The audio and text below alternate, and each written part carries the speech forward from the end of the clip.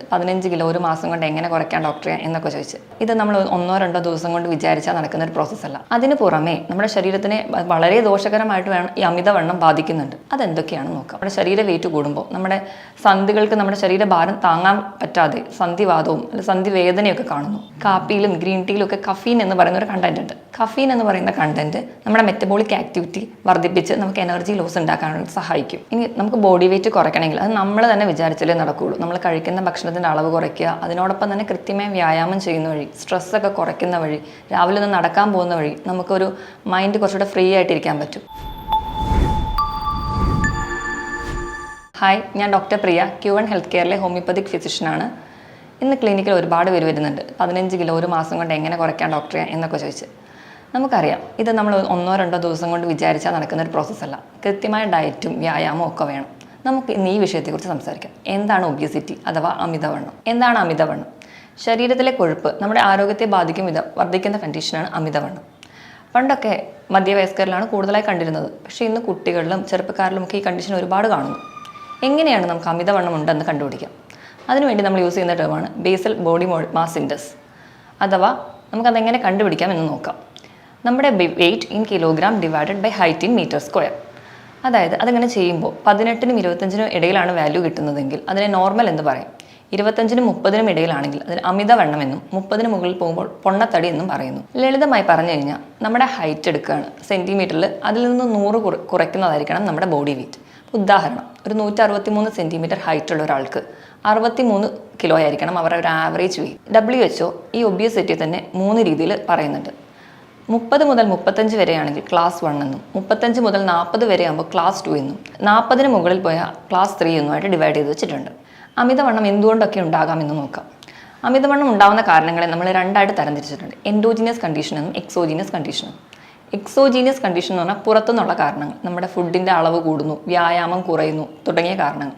Endogenous എന്ന് പറഞ്ഞാൽ ശരീരത്തിൻ്റെ തന്നെ കാരണങ്ങൾ, ചില ഹോർമോണൽ ഇംബാലൻസ്, ഉദാഹരണം തൈറോയിഡിൻ്റെ ഒക്കെ ഇംബാലൻസ് മൂലം നമുക്ക് വണ്ണം വെക്കുന്നത് കാണാം. ഇതിന് പുറമെ തന്നെ ചിലർക്ക് പാരമ്പര്യം കൊണ്ടുവരാം, ചില മരുന്നുകൾ സ്റ്റിറോയിഡ്സ് കഴിക്കുന്നതുകൊണ്ട് വരാം, ചില അസുഖങ്ങൾ കൊണ്ട് നമുക്ക് വണ്ണം വെക്കാം.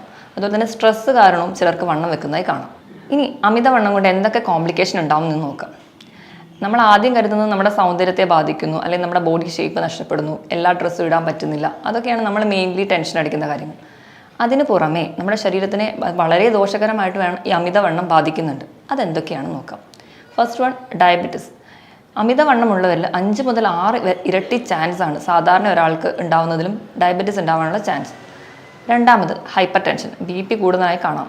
മൂന്നാമതായിട്ട് കൊളസ്ട്രോൾ വരുന്നതായി കാണാം. ഇങ്ങനെ അമിതവണ്ണമുള്ളവർ BP, കൊളസ്ട്രോൾ, പ്രമേഹം എല്ലാം ഒരു കോംപ്ലക്സ് ആയിട്ട് നിൽക്കുമ്പോൾ നമ്മൾ അതിനെ മെറ്റബോളിക് സിൻഡ്രോം എന്ന് പറയുന്നു. ഇതിനോടൊപ്പം തന്നെ നമ്മുടെ ശരീര വെയിറ്റ് കൂടുമ്പോൾ നമ്മുടെ സന്ധികൾക്ക് നമ്മുടെ ശരീരഭാരം താങ്ങാൻ പറ്റാതെ സന്ധിവാദവും അല്ലെങ്കിൽ സന്ധിവേദനയൊക്കെ കാണുന്നു. അതോടൊപ്പം തന്നെ നമുക്ക് സ്ട്രോക്ക് ഉണ്ടാവാനുള്ള ചാൻസ്, ഹൃദ്രോഗത്തിനുള്ള ചാൻസ് കൂടുന്നു, വെരിക്കോസ് വെയിൻസ് വരെ ഉണ്ടാവാനുള്ള ചാൻസസ് കൂടുന്നു. അതുപോലെ PCODക്കുള്ള ചാൻസും ഈ വണ്ണം തന്നെയാണ് കാരണം. പലരും പറയും എനിക്ക് PCOD ഉള്ളതുകൊണ്ടാണ് ഞാൻ തടി വെക്കുന്നത്. പക്ഷേ അങ്ങനെയല്ല, തടി വെക്കുന്നത് കൊണ്ടാണ് PCOD ഉണ്ടാകുന്നത്. നമ്മുടെ ശരീരത്തിൻ്റെ വണ്ണം കൂടുമ്പോൾ നമ്മുടെ ശരീരത്തിൽ ഇൻസുലിൻ റെസിസ്റ്റൻസ് ഉണ്ടാവുകയും അതുവഴിയാണ് നമുക്ക് PCOD ഉണ്ടാവുന്നത്. ഇനി നമുക്ക് അമിതവണ്ണം എങ്ങനെ കുറയ്ക്കാം, എങ്ങനെ മാനേജ് ചെയ്യാമെന്ന് നോക്കാം. ആദ്യം തന്നെ പറഞ്ഞല്ലോ, ഒരു മൂല കാരണം നമ്മൾ കഴിക്കുന്ന ഭക്ഷണത്തിൻ്റെ അളവ് കൂടുതലും അതുപോലെ നമ്മുടെ എക്സസൈസ് കുറയുന്നതുമാണ്. അപ്പം നമുക്ക് ഇതിലൊരു ചേഞ്ച് വരുത്തണം. നമ്മൾ കഴിക്കുന്ന ഭക്ഷണത്തിൻ്റെ അളവ് കുറയ്ക്കുക, അതുപോലെ തന്നെ എക്സസൈസ് കൂടുതലായി ചെയ്യുക. ഇങ്ങനെ നമുക്ക് നമ്മുടെ ബോഡി വെയിറ്റ് കൺട്രോൾ ചെയ്യാവുന്നതേ ഉള്ളൂ. ആദ്യം തന്നെ നമുക്ക് ഫുഡിൽ എന്തൊക്കെ മാറ്റം വരുത്താമെന്ന് നോക്കാം. നമ്മുടെ ഭക്ഷണത്തിൽ അന്നജത്തിൻ്റെയും കൊഴുപ്പിൻ്റെയും അളവ് കുറയ്ക്കുക, പകരം നമുക്ക് പ്രോട്ടീൻ കൂടുതലായിട്ട് ഭക്ഷണത്തിൽ ഉൾപ്പെടുത്തുക. പ്രോട്ടീൻ കൂടുതലായിട്ട് ഉൾപ്പെടുത്തുന്നത് വഴി നമ്മുടെ പ്രോട്ടീൻ്റെ വിഘടനം നടക്കുമ്പോൾ നമ്മുടെ ശരീരത്തിൽ ഒരുപാട് എനർജി യൂസ് ചെയ്യും. അങ്ങനെ ചെയ്യുന്നതോടെ നമുക്ക് ഒരുപാട് എനർജി നമുക്ക് ഇതിലൂടെ ലോസ് ചെയ്യാൻ പറ്റും. അങ്ങനെ നമുക്ക് വെയിറ്റ് കുറയ്ക്കാം. ഇതുപോലെ തന്നെ ഒരുപാട് വെള്ളം കുടിക്കുന്നത് നല്ലതാണ്. അതായത് നമ്മുടെ ശരീരത്തിന് 2 മുതൽ 3 ലിറ്റർ വരെ വെള്ളം കുടിക്കുക. വെള്ളം കുടിക്കുമ്പോൾ നമ്മുടെ മെറ്റബോളിക് ആക്ടിവിറ്റി കൂടുന്നു. അങ്ങനെ നമുക്ക് എനർജി ലോസ് വന്നിട്ട് വെയിറ്റ് നമുക്ക് കൺട്രോൾ ചെയ്യാം. നമ്മൾ കഴിക്കുന്ന ഭക്ഷണത്തിൽ കഴിക്കുന്ന അരി അടങ്ങിയ ഭക്ഷണങ്ങൾ നല്ല രീതിയിൽ തന്നെ നമുക്ക് കുറയ്ക്കണം. അതിന് പകരം നമുക്ക് ചോളം, കമ്പം തുടങ്ങിയ ധാന്യങ്ങൾ ഉൾപ്പെടുത്താവുന്നതേ ഉള്ളൂ. ഭക്ഷണത്തിൽ പ്രോട്ടീനോടൊപ്പം തന്നെ വെജിറ്റബിൾസും ഫ്രൂട്ട്സും കൂടുതലായിട്ട് ഉൾപ്പെടുത്തുക. പിന്നെ നമ്മൾ ഭക്ഷണം കഴിക്കുമ്പോൾ സ്കിപ്പ് ചെയ്യാതെ കഴിക്കാൻ ശ്രദ്ധിക്കുക. ചിലരൊക്കെ വെയിറ്റ് കുറയ്ക്കാൻ വേണ്ടി ഒരു നേരം പട്ടിണി കിടക്കാമെന്ന് വിചാരിക്കും. അങ്ങനെ നമ്മൾ ഭക്ഷണം കഴിക്കാതിരിക്കുമ്പോൾ നമ്മുടെ ശരീരത്തിൻ്റെ മെറ്റബോളിക് ആക്ടിവിറ്റി കുറഞ്ഞിരിക്കുകയാണ്. അത് കഴിഞ്ഞ് ഉടനെ നമുക്ക് നല്ലപോലെ വിശക്കുമ്പോൾ നമ്മൾ വീണ്ടും ഭക്ഷണം കഴിക്കും. അപ്പോൾ നമ്മുടെ ശരീരം എന്താ ചെയ്യുന്നതെന്ന് വെച്ച് കഴിഞ്ഞാൽ അപ്പം കഴിക്കുന്ന ഭക്ഷണം എല്ലാം കൂടി സ്റ്റോർ ചെയ്യുകയാണ് ചെയ്യുക. അപ്പം യൂസ് ചെയ്യാതെ അതെല്ലാം കൂടി സ്റ്റോർ ചെയ്യും. അത് നമുക്ക് വീണ്ടും ബോഡി വെയിറ്റ് കൂട്ടത്തേ ഉള്ളൂ. അതുപോലെ നമ്മൾ ഭക്ഷണത്തിലൊക്കെ വയറിനൊന്നും വലിയ ബുദ്ധിമുട്ടുകളൊന്നും ഇല്ലാത്തവരാണെങ്കിൽ എരിവിൻ്റെ അംശം കുറച്ച് കൂട്ടിക്കഴിഞ്ഞാൽ നമ്മുടെ മെറ്റബോളിക് ആക്ടിവിറ്റി കൂടുന്നതായി കാണാം. അതുവഴി നമുക്ക് ഒരു എനർജി ലോസ് ഉണ്ടാക്കാം. ഇതുപോലെ തന്നെയാണ് നമുക്ക് കൃത്യമായ വ്യായാമം ചെയ്യുക എന്ന് പറഞ്ഞാൽ ദിവസവും 45 മിനിറ്റ് മുതൽ 1 മണിക്കൂർ വരെ ആഴ്ചയിൽ 5 ദിവസമെങ്കിലും വ്യായാമം ചെയ്യാൻ ശ്രദ്ധിക്കുക. പ്രത്യേകിച്ച് വ്യായാമം ചെയ്യുമ്പോൾ രാവിലെ തന്നെയൊക്കെ വ്യായാമം ചെയ്യുന്നവരാണെങ്കിൽ വ്യായാമത്തിന് പോകുന്നതിൻ്റെ മുമ്പ് ഒരു ഗ്ലാസ് കാപ്പി അല്ലെങ്കിൽ ഗ്രീൻ ടീ ഒക്കെ കഴിച്ചിട്ട് പോകുന്നത് നല്ലതാണ്. കാപ്പിയിലും ഗ്രീൻ ടീയിലും ഒക്കെ കഫീൻ എന്ന് പറയുന്ന ഒരു കണ്ടന്റ് ഉണ്ട്. കഫീൻ എന്ന് പറയുന്ന കണ്ടന്റ് നമ്മുടെ മെറ്റബോളിക് ആക്ടിവിറ്റി വർദ്ധിപ്പിച്ച് നമുക്ക് എനർജി ലോസ് ഉണ്ടാക്കാനായിട്ട് സഹായിക്കും. ഇനി രണ്ടാമതായിട്ട് എക്സസൈസ് ചെയ്തു. അത് കഴിഞ്ഞ് നമുക്ക് മൂന്നാമതായിട്ട് ചെയ്യാവുന്ന ഒരു കാര്യമാണ് ഇൻ്റർമീഡിയറ്റ് ഫാസ്റ്റിംഗ്.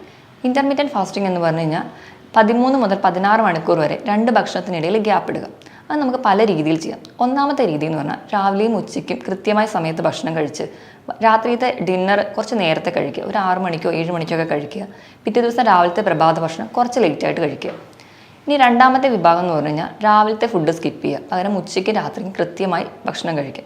പക്ഷേ നമ്മുടെ ബ്രേക്ക്ഫാസ്റ്റ് എന്ന് പറഞ്ഞാൽ നമ്മുടെ ബ്രെയിനിൻ്റെ ഫുഡാണ്. അപ്പോൾ ഏറ്റവും നല്ലത് ഫസ്റ്റ് മെത്തേഡ് ഫോളോ ചെയ്യുന്നതാണ്.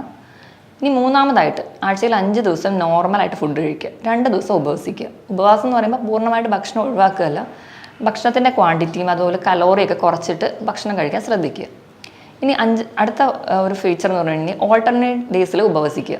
അതുപോലെ ഞാൻ പറഞ്ഞ പോലെ ഭക്ഷണത്തിൻ്റെ അളവ് പൂർണ്ണമായിട്ട് ഒഴിവാക്കാനല്ല, കുറയ്ക്കുക. ക്വാണ്ടിറ്റിയും കലോറിയും കുറച്ചിട്ട് ഓൾട്ടർനേറ്റ് ഡേയ്സിൽ ഉപവാസം ചെയ്യുക. അങ്ങനെയും നമുക്ക് ഇൻ്റർമീഡിയറ്റ് ഫാസ്റ്റിംഗ് ചെയ്യാം. ചിലരിടത്തൊക്കെ ഡയറ്റ് ഫോളോ ചെയ്യാനൊക്കെ ക്ലിനിക്കിൽ വരുമ്പോൾ പലരും പറയും എൻ്റെ വയറ് തുറന്നു പോയി, അല്ലെങ്കിൽ എനിക്ക് വിശപ്പ് സഹിക്കാൻ പറ്റുന്നില്ല, അല്ലെങ്കിൽ ഫുഡിനോടുള്ള ക്രേവിങ് കൺട്രോൾ ചെയ്യാൻ പറ്റുന്നില്ല എന്നൊക്കെ. നമുക്ക് ഇവർക്ക് പറയാമെന്നുള്ളൊരു ഈസി ടിപ്സ് എന്താണെന്ന് വെച്ചാൽ, നമ്മുടെ വിശപ്പിനെ കൺട്രോൾ ചെയ്യാൻ നമ്മുടെ ശരീരത്തിൽ 2 ഹോർമോണുണ്ട്. ഗ്രലിൻ എന്ന് പറയുന്ന ഹോർമോണും ലെപ്റ്റിൻ എന്ന് പറയുന്ന ഹോർമോണും. നമുക്ക് വിശക്കുന്നു എന്ന് തലച്ചോറിനെ അറിയിക്കുന്ന ഹോർമോണാണ് ഗ്രലിൻ. നമ്മുടെ വയറ് നിറഞ്ഞു അല്ലെങ്കിൽ നമ്മൾ ഭക്ഷണം കഴിക്കുമ്പോൾ മതി എന്ന് പറയുന്ന ഹോർമോണാണ് ലെപ്റ്റിൻ. അപ്പം നമ്മൾ ഗ്രലിൻ്റെ അളവ് കുറയ്ക്കുകയും ലെപ്റ്റിൻ്റെ അളവ് കൂട്ടുകയും ചെയ്യുന്നത് വഴി നമുക്ക് വെയിറ്റ് കൺട്രോൾ ചെയ്യാം. നമ്മുടെ വിശപ്പ് കുറച്ച് നമുക്ക് വെയിറ്റ് കൺട്രോൾ ചെയ്യാവുന്നതേ ഉള്ളൂ. എങ്ങനെയൊക്കെ ചെയ്യാമെന്ന് നോക്കാം. നമ്മൾ കൃത്യസമയത്ത് തന്നെ ഭക്ഷണം കഴിക്കാൻ ശ്രദ്ധിക്കണം. അങ്ങനെ ചെയ്യുമ്പോൾ നമ്മുടെ ഒരു ഹോർമോൺ പ്രോപ്പർ ബാലൻസിൽ അങ്ങ് പോകും. അതുപോലെ ഒരുപാട് വിശന്നിട്ട് ഭക്ഷണം കഴിക്കരുത്. ഒരുപാട് വിശന്നിരിക്കുമ്പോൾ ഗ്രലിൻ എന്ന് പറയുന്ന ഹോർമോൺ കൂടുതലായിട്ട് ഇരിക്കും. അപ്പോൾ നമ്മൾ ഒരുപാട് ഭക്ഷണം കഴിക്കും, അത് വീണ്ടും ബോഡി വെയിറ്റ് കൂട്ടത്തേ ഉള്ളൂ. അതുപോലെ ഒരുപാട് വിശന്നിരിക്കുമ്പോൾ ഒരുപാട് സ്വീറ്റ്സ് കഴിക്കാതിരിക്കുക. സ്വീറ്റ്സ് കലോറി കൂടുതലുള്ള ഫുഡാണ്. അതുപോലെ കൃത്യസമയത്ത് ഉറങ്ങുമ്പോൾ ഈ ഹോർമോണൊക്കെ പ്രോപ്പറായിട്ട് ബാലൻസ് ആയിട്ട് പോകും. അപ്പോൾ നമുക്ക് നമ്മുടെ വിശപ്പൊക്കെ കൺട്രോൾ ചെയ്യാം. ചിലർക്കൊക്കെ ടെൻഷൻ കാരണം ചിലർ ഭക്ഷണം ഒരുപാട് കഴിക്കുന്ന കാണും.